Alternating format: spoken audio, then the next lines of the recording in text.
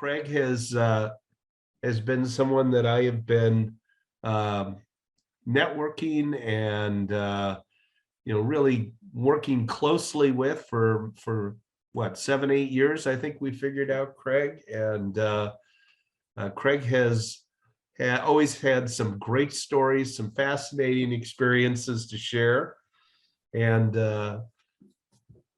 most of his experience is on the finance side, but more interestingly to me, the fraud side of that. And I'm going to turn over you to Craig to take it away from here. Thanks. Well, hello, everybody. Craig Dill and Associates. I do rapid remediation of business problems. Susan and I are kind of in a similar bucket. My tagline is, if your business is in a pickle, call Dill. I help folks deal with problems, including the bankruptcy court. And so I am a Chapter 7 and Chapter 11 trustee from time to time. I am not a panel trustee. I'm not a lawyer. I do the cases that no one else will touch with the 10-foot pole. That includes perhaps the most lucrative deal I did was a Ponzi scheme. It was a truck stop that was being run as a Ponzi scheme. And it ended up in bankruptcy court. And I pissed off the bank because I started turning a profit. And that made the truck stop worth a lot more money. And the bank wanted to buy it for nothing. So that's just a little background bit from me.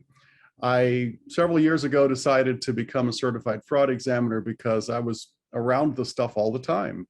So why not go ahead and have the certification after it? So let's start off by talking about what is fraud. And I have to refocus there. So I think it's really important that folks think about fraud because smaller organizations are the ones that get hit the hardest. The median loss is $150,000 for companies with less than 100 employees. Bigger companies, the median loss turns into $80,000. It's a very interesting dynamic that once you have more people, you are able to put more controls in place, and you're probably hiring better quality CFOs and controllers who are going to catch stuff sooner. So it's an interesting statistic that small companies think that they're immune to this or it's not going to be a problem for them.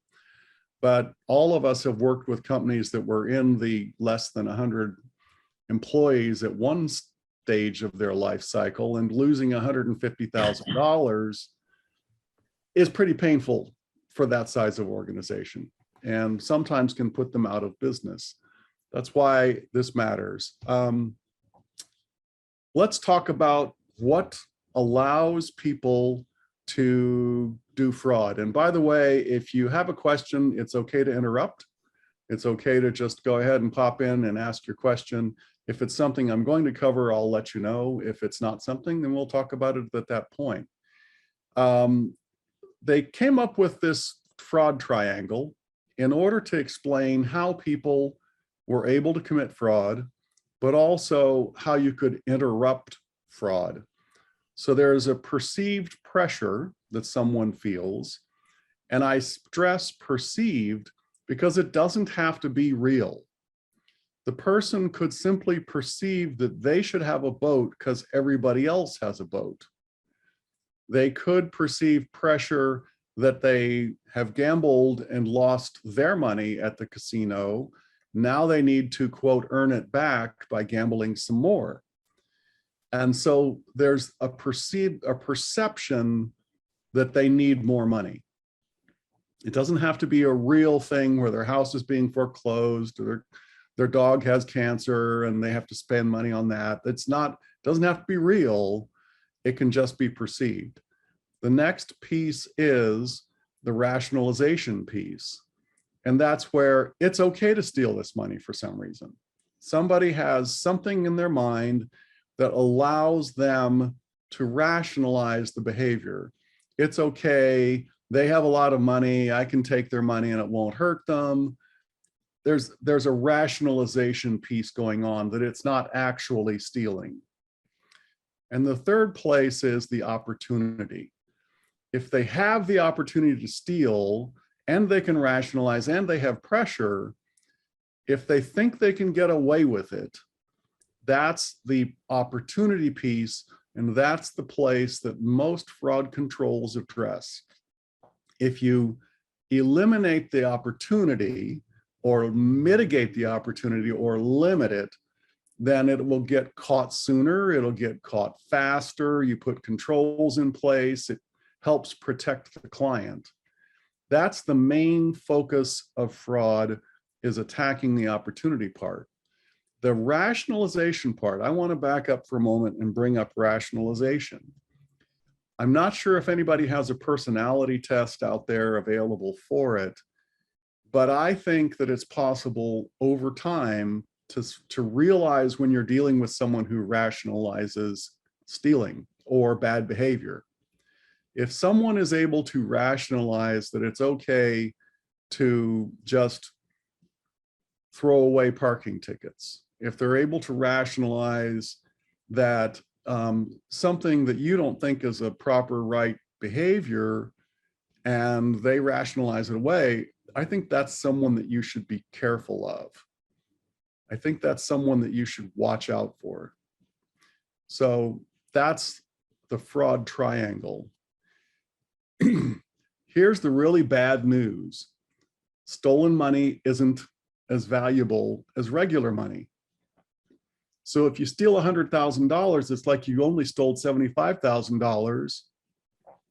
And so you have to steal that much more money to make it up to $100,000 in order to be that cool.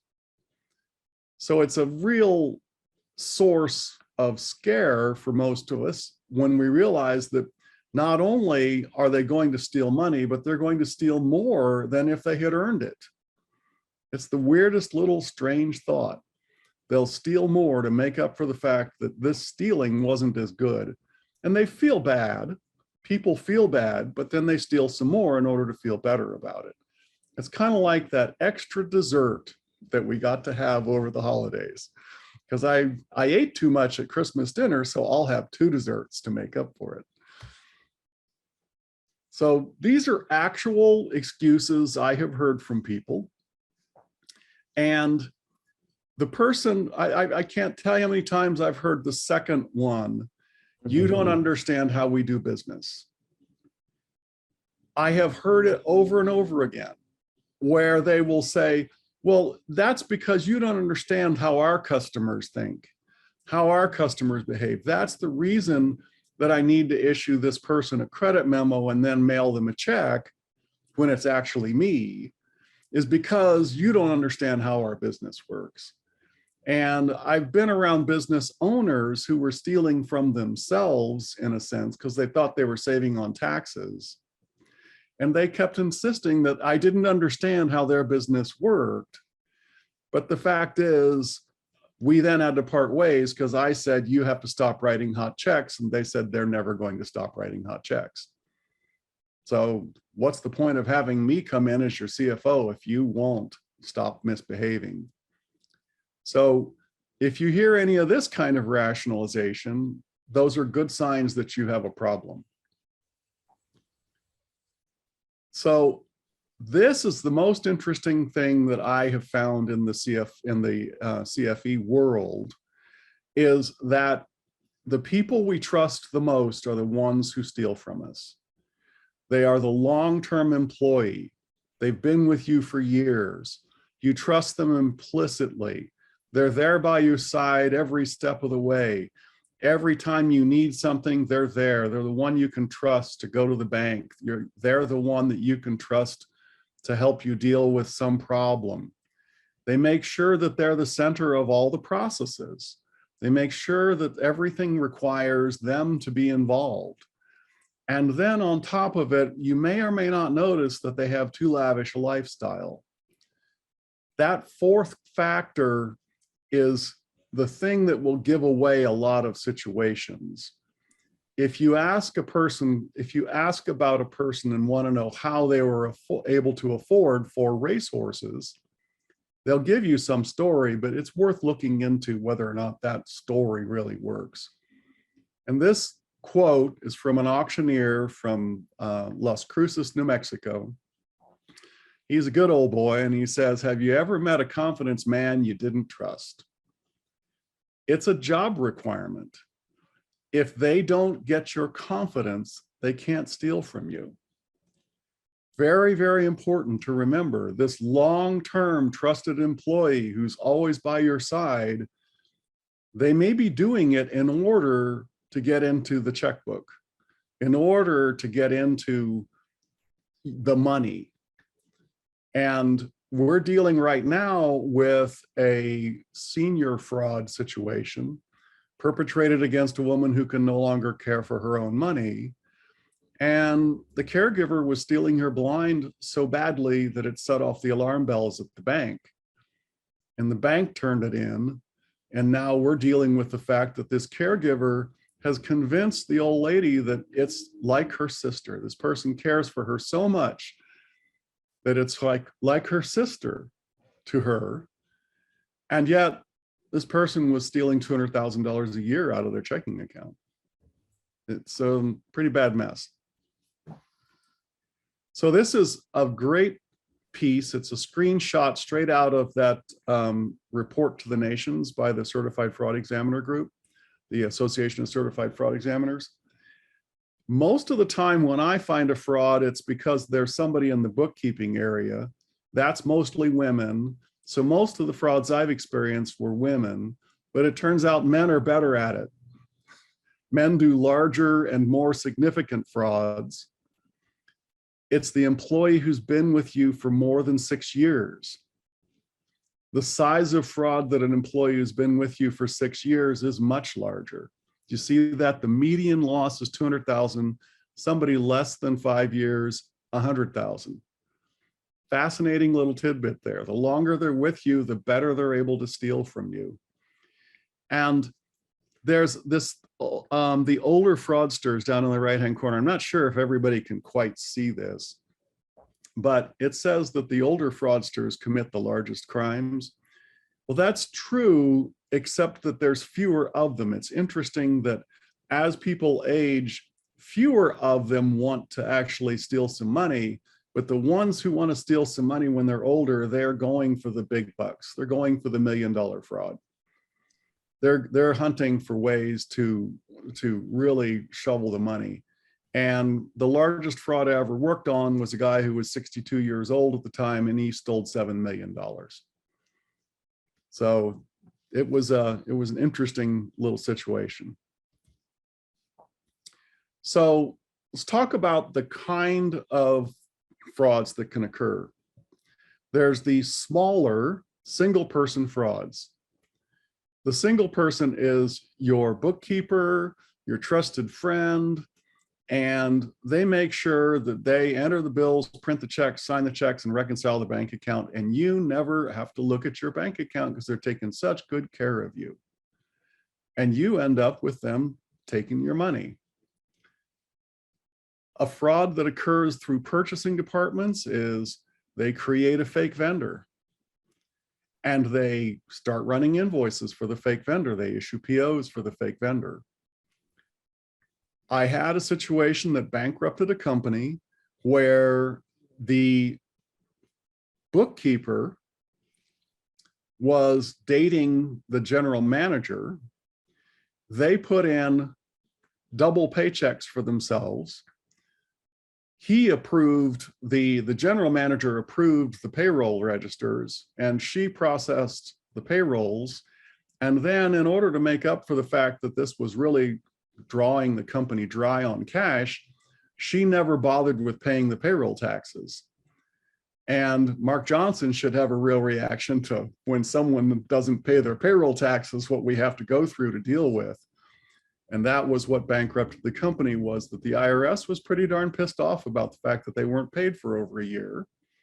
And naturally, as the general manager and bookkeeper were kept putting the IRS notices in the desk drawer, that prevented the owner from realizing that he wasn't paying his taxes.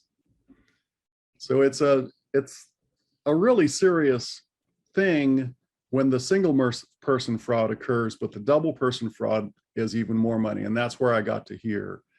I kind of jumped ahead of myself. The collusion fraud, where you've got multiple people working together to create the fraud. And that's when more money gets taken. We had a case that was a situation where they were installing fiber optic lines, and the local manager told everybody to fake their timesheets, but then everyone had to give him money back once they got their paycheck. So every employee was faking $200 or $300 extra in pay, and then having to kick back 100 of it to the local manager. And that was an interesting way to steal money. And I don't know if you've heard about it, but there's this thing where you create a new concentration vendor, and this vendor is going to save all this money. And what actually happens is the purchasing department person creates a fake vendor, processes POs for the fake vendor, and then on the side issues purchase orders through the fake company for the same product to be delivered as a drop shipment. And it's a great way to scam some money and skim some money off the top, 10, 15% all the way through. And I will add this last story here, the production manager who produces extra product. It was a kitchen manufacturer. They were doing cabinets, and he came to the owner and said that he wanted 100% pay raise.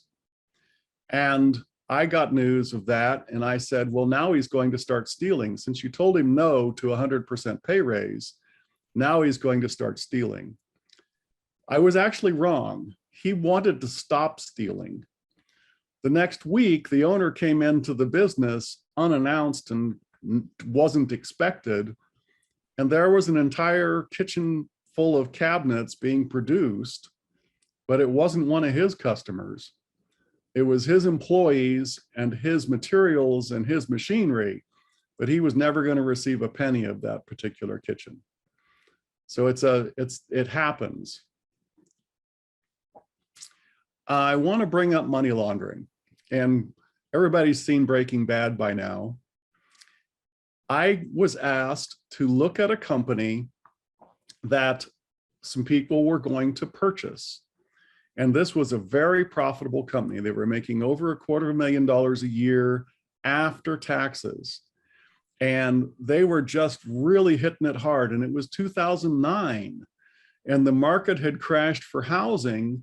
And yet these folks were blowing and going and doing so many kitchen granite countertops. It was just amazing, all these granite countertops they were selling.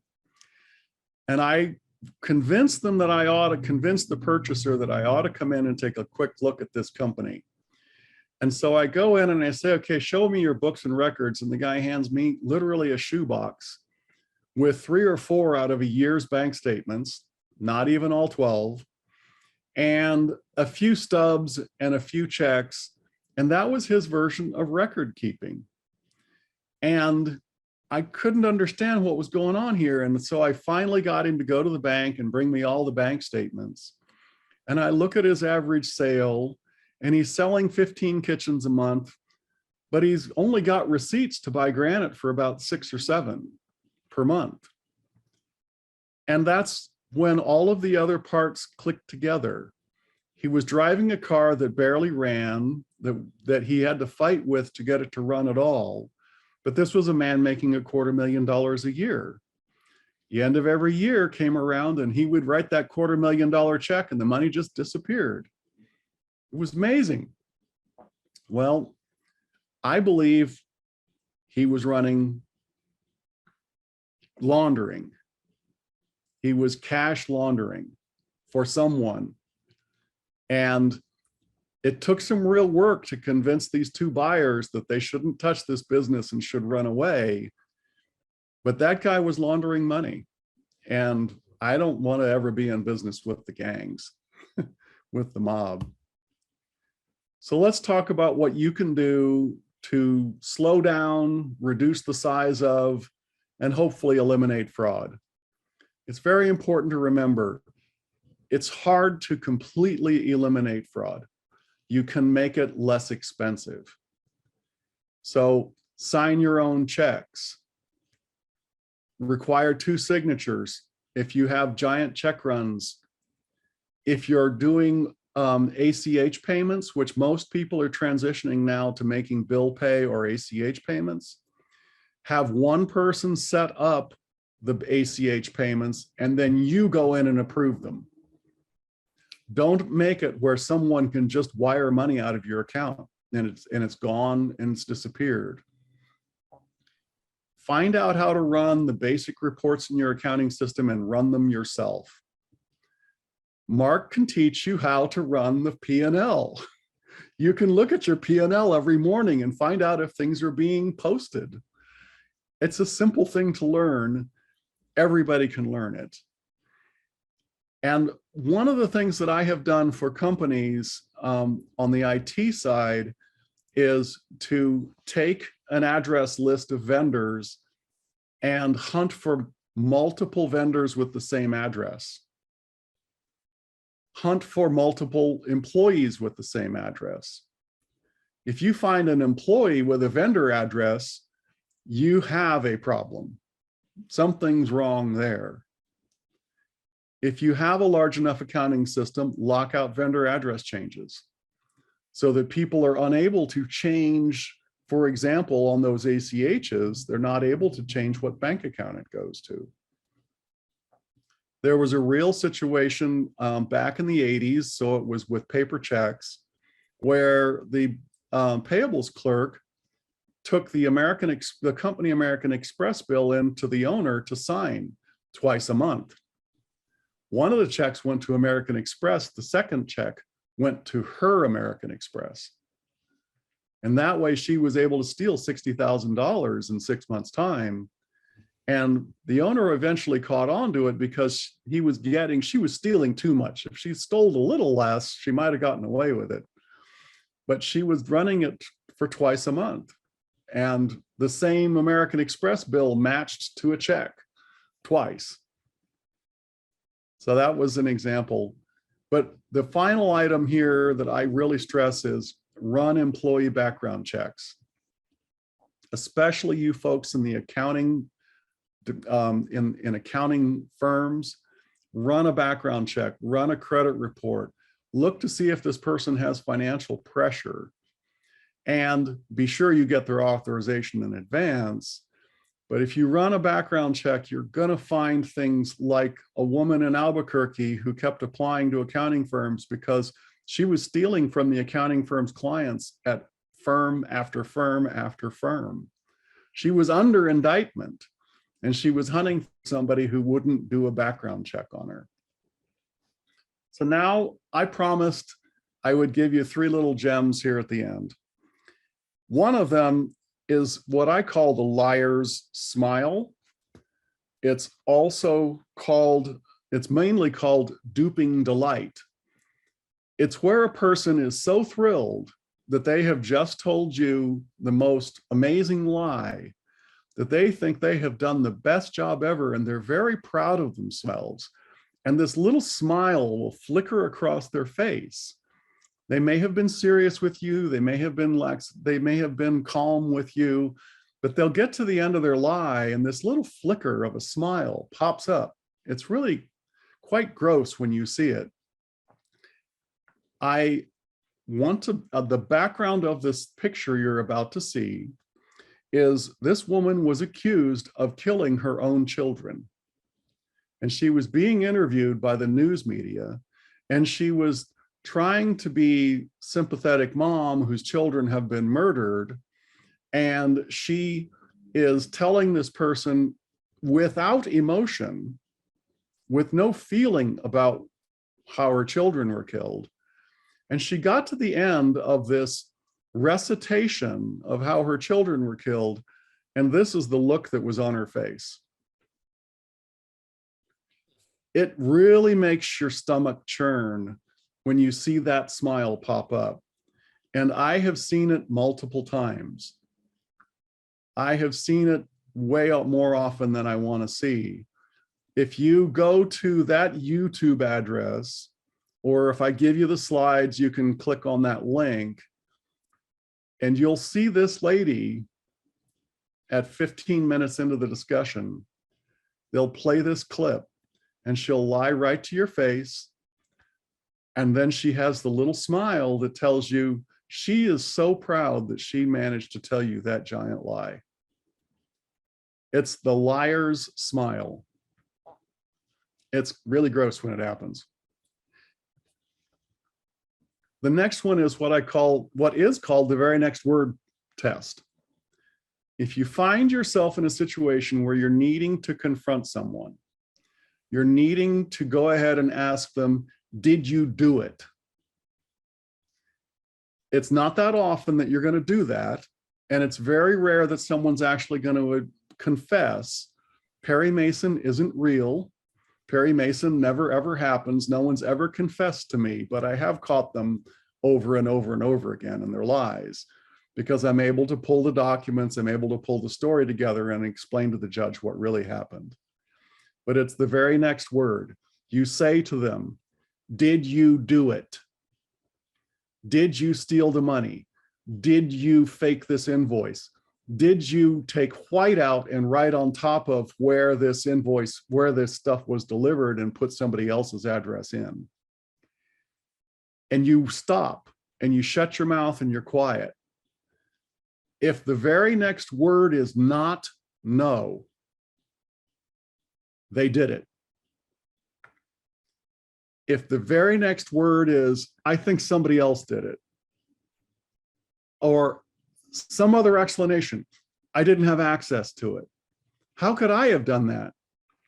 Why would someone in my position do something like that? Any words like that mean they did it. Because if you accuse an innocent person of doing something, their first reaction is anger and no. It's very interesting. There's some great stuff on YouTube if you want to go ahead and just do a search on YouTube and say liars. You can watch some great videos. And there's some FBI agents who have done presentations at the ACFE convention. And this is one of his favorite things. It's the very next word. You have to wait and hear the very next word. And then I always find myself in a place where I need to test someone and find out if they're being honest with me. So I find out all the details I can about a situation, and then I ask them what they know about that situation. And I've already done a lot of research. I will have already, it could be something very minor, by the way. It could be something simple like who left the door unlocked. And I will ask the person after I know exactly how it happened, I'll ask them. And the liar who'd used the liar smile on me, she made up a story. She made up this wild fantasy story about how a simple thing that had happened really was something else entirely. It was the most amazing thing. So if they make up a story, you know, you don't ever have to listen to them again. You don't ever have to hear their voice again because they're going to lie to you over simple things. If they get close to the truth, you can watch out for the future. If they tell you the truth, if they give you all the parts and pieces, this is somebody that you can actually start to build trust with. This is somebody you can eventually get to the point where you can trust them if they're willing to tell the truth. But it's why I ask questions that I already know the answer to. It's a test. So just to close things up, if you think you might be facing a situation where somebody is doing something they shouldn't be doing, first, check your bank accounts, check your credit cards, check your investments.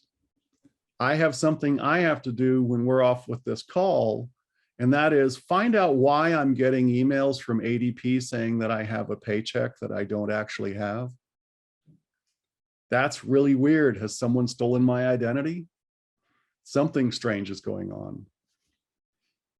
if you check into your bank accounts, check into your information, look at every transaction if you're afraid that something's going on, and trace every transaction. Understand exactly where every transaction comes from.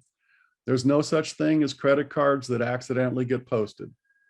Credit card companies are seriously passionate about doing things exactly right. That truck stop down in Deming, where they were running it as a Ponzi scheme, the controller company that I had to replace, when I asked him, how come the credit card receipts never match the day's receipts? His answer was, the credit card companies pay whatever they want to pay. Well, that wasn't the case. There was someone had manipulated the credit card receipts report to show it having more money, which then meant they could take money cash out of the till and balance the books each night. And then the credit card company would pay a lower amount. And surprise, surprise, we were $100 short, $200 short every single night. And when I finally got to the bottom of that story, I told the manager of the facility, go count the ATM. He said, no, no, no, I don't have to count the ATM. We know exactly how much money was taken out of the ATM, and that's how much we put in. No, go count the ATM. It was $600 short. Someone was just peeling $20 off the top as they were, quote, filling the ATM. And we changed our procedure to accommodate for that. So that's the end of my little talk. I hope it's had some laughs and some entertainment. Does anybody have any questions? Does anybody have a situation they want to talk about? Hey, Craig, thank you. That was an excellent overview. Had me thinking about a lot of past experiences.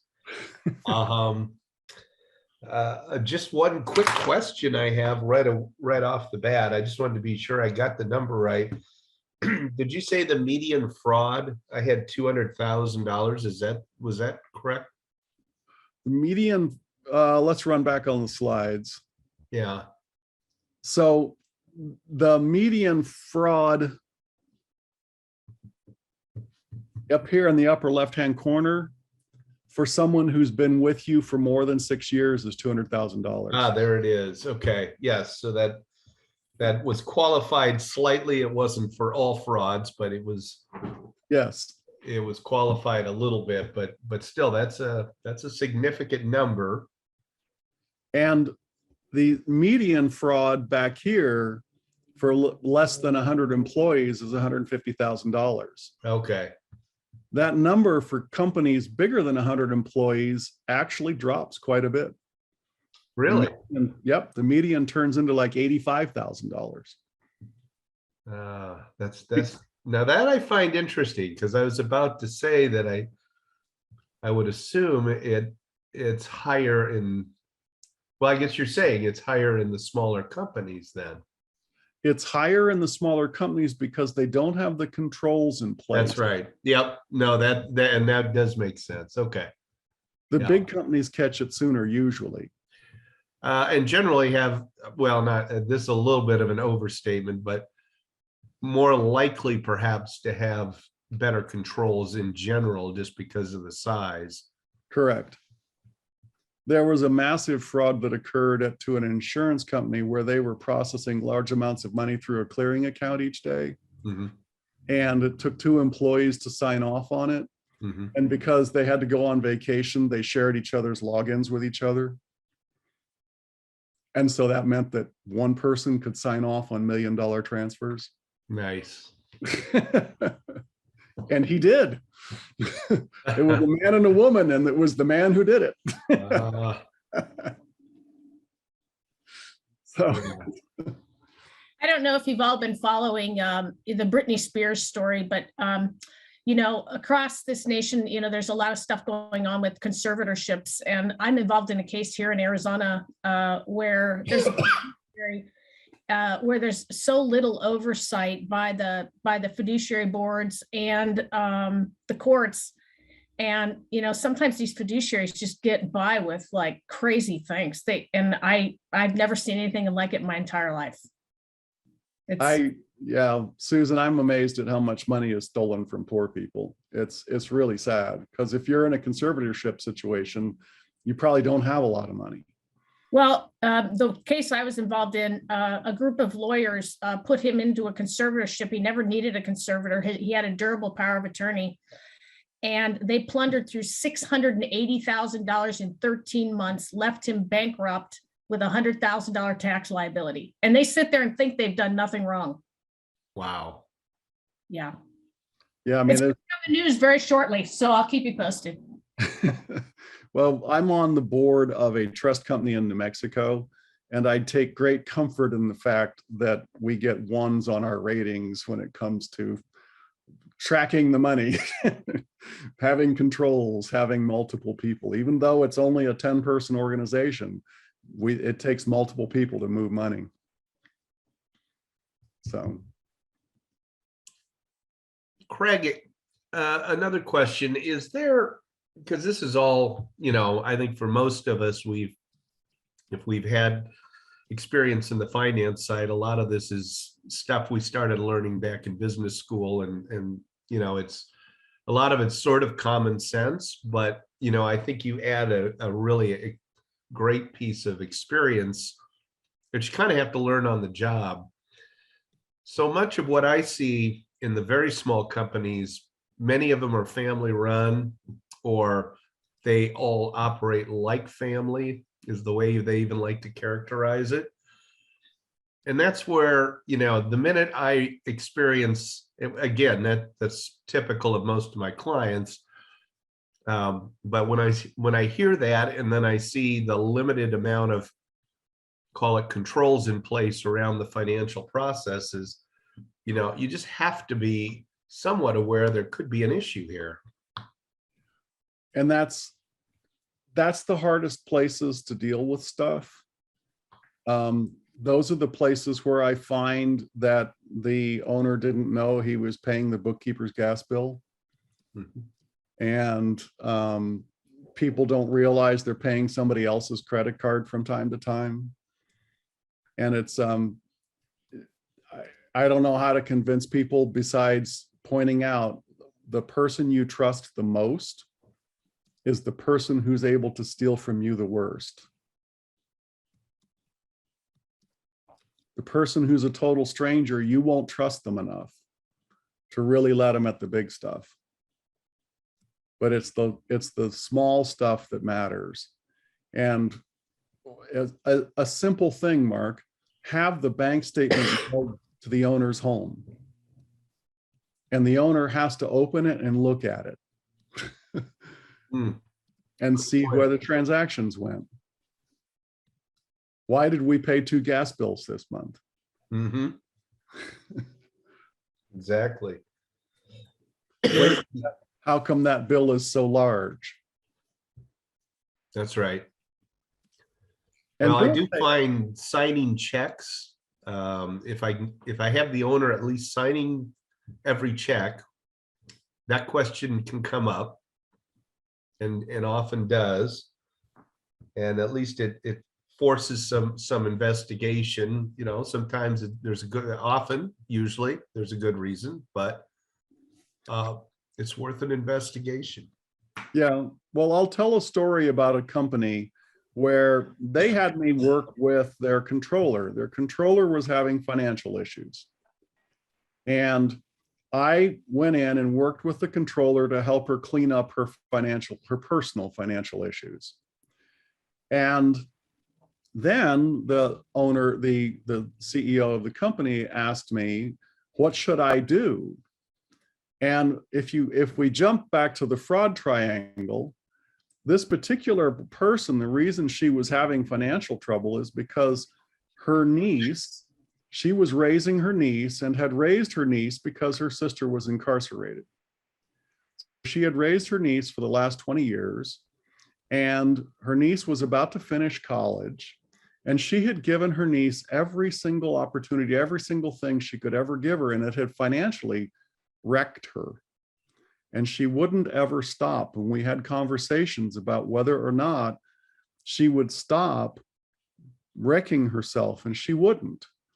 So then I'm sitting with the CEO of the organization and I said, okay, she has perceived pressure. She has rationalization that somehow it's going to help her knees. Let's remove opportunity. She's a great controller. You don't want to have to fire her. She does her job very well. Don't allow her into the online banking. Don't allow her access to do wires. Don't allow her into bill pay. No insult there. She had no need to be in those areas because she was controller, not payables.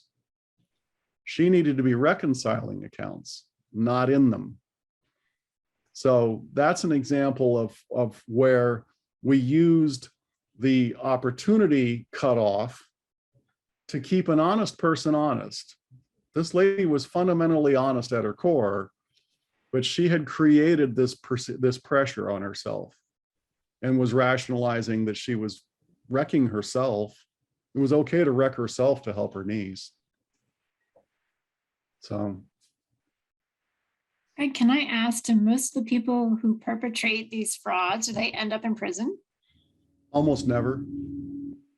Almost never. The guy who stole $7 million, we got him in jail over 200,000. We were able to have enough evidence on the $250,000 fraud to get him 2 years in the federal tennis club. And but he had stolen $7 million in cash. And he had told multiple lies to the court. And the only reason he really got in trouble over the $250,000 was he lied to the judge. And he sat in front of the judge, and it made the judge so mad that he had been lied to that he made sure the guy got prosecuted.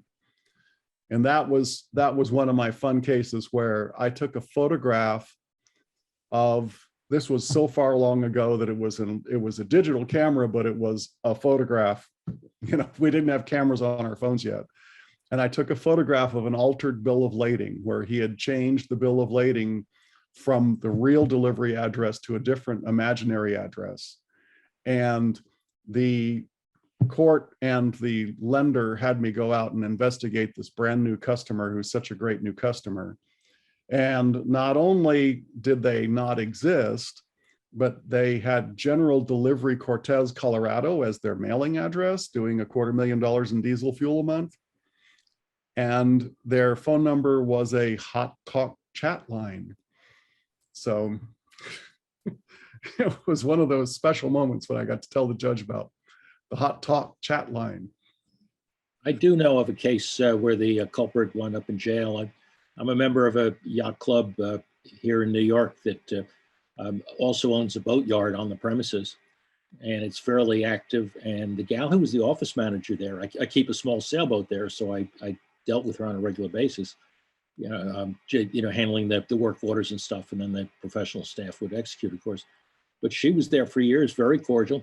Turns out she opened an American Express account in the club's name, or the yard manager or something like that. I don't know precisely. And there's so much, they were buying so much in terms of marine gear.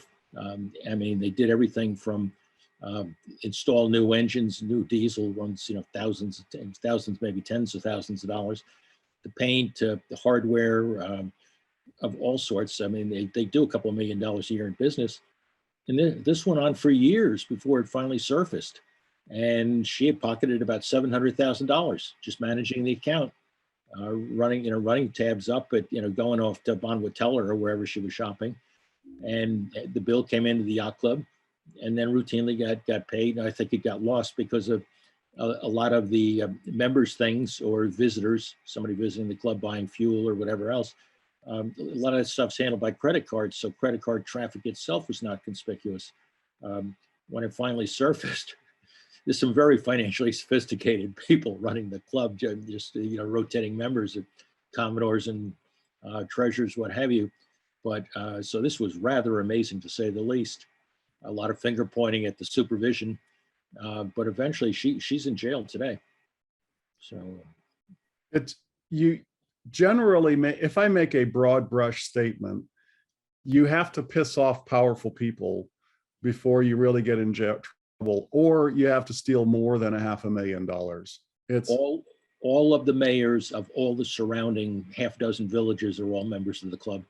Right. So she pissed off some powerful people, plus she took more than $500,000. So that's how she got herself some jail time. But it's difficult, honestly, because when I have a $200,000 fraud, it's hard for the DA to even be interested. I have one where the lady ripped off the IRS for $500,000 in income. So it's the income tax on $500,000, and they couldn't care less.